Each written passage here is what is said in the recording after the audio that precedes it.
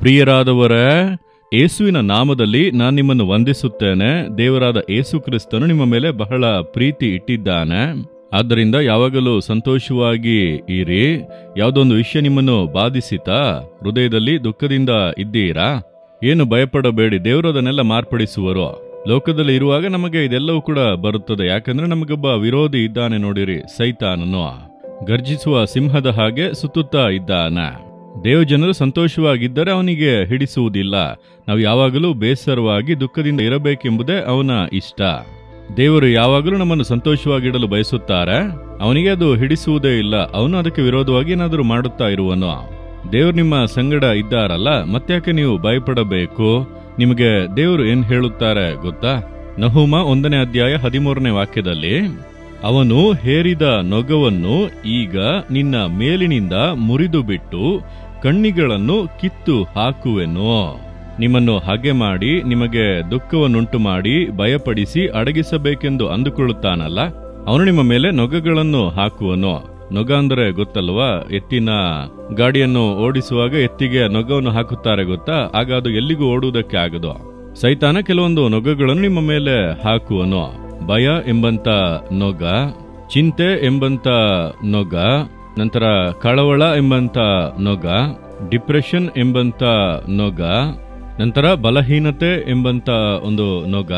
ಈ ರೀತಿ ಯಾವುದೋ ಒಂದು ನೊಗವನ್ನಿಟ್ಟು ಯಾವಾಗಲೂ ಭಯವಾಗಿದೆ, ಬಲಹೀನವಾಗಿದೆ, ಸೋಲಾಗಿದೆ, ಕಳವಳವಾಗಿದೆ, ಡಿಪ್ರೆಷನ್ ಆಗಿದೆ ಎಂಬುದಾಗಿ ಹೇಳುವ ಸೈತಾನನ ನೊಗ.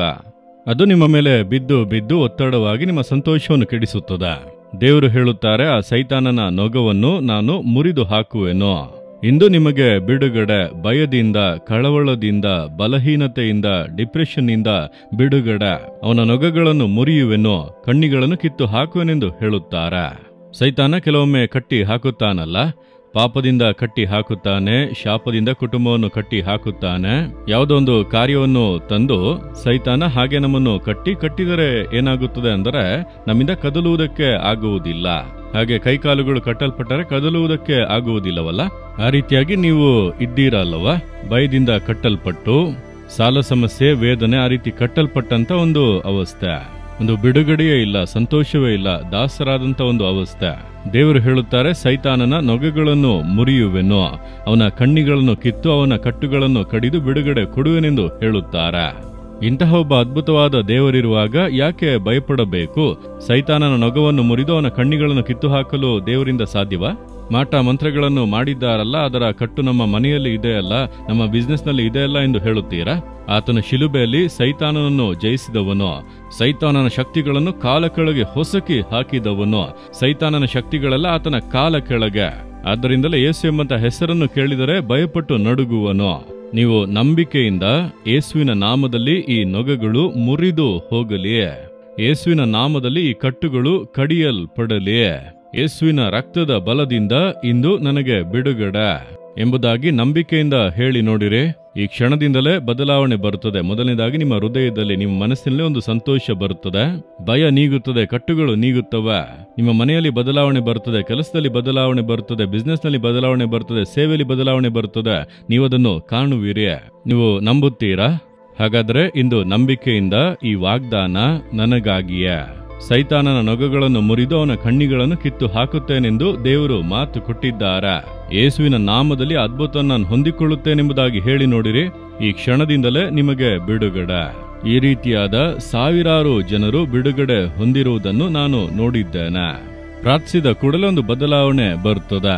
ಈಗಲೇ ನಿಮ್ಮೊಳಗೆ ಬದಲಾವಣೆ ಬರುತ್ತದೆ. ಹೃದಯದಲ್ಲಿ ಕೈ ಇಟ್ಟುಕೊಳ್ಳಿ. ಹಾಗೆ ಯೇಸುವನ್ನು ಕಣ್ಣ ಮುಂದೆ ನಿಲ್ಲಿಸಿ, ಆತನು ಶಿಲುಬೆಯಲ್ಲಿ ಸೈತಾನನ್ನು ಜಯಿಸಿದನು, ಗೆದ್ದನು. ಅದನ್ನು ನಂಬಿ ಯೇಸುವನ್ನು ಕಣ್ಣ ಮುಂದೆ ನಿಲ್ಲಿಸಿ, ನಜರೇತಿನ ಯೇಸು ಕ್ರಿಸ್ತನ ನಾಮದಲ್ಲಿ ನನ್ನ ಕಟ್ಟುಗಳು ಕಡಿಯಲ್ಪಡಲಿ, ಸೈತಾನ ನನ್ನ ಮೇಲೆ ಇಟ್ಟಿರುವಂತ ಕಟ್ಟುಗಳು ಕಡಿಯಲ್ಪಡಲಿ, ಸೈತಾನ ನನ್ನ ಮೇಲೆ ಹಾಕಿರುವಂತ ನೊಗಗಳು ಮುರಿಯಲ್ಪಡಲಿ.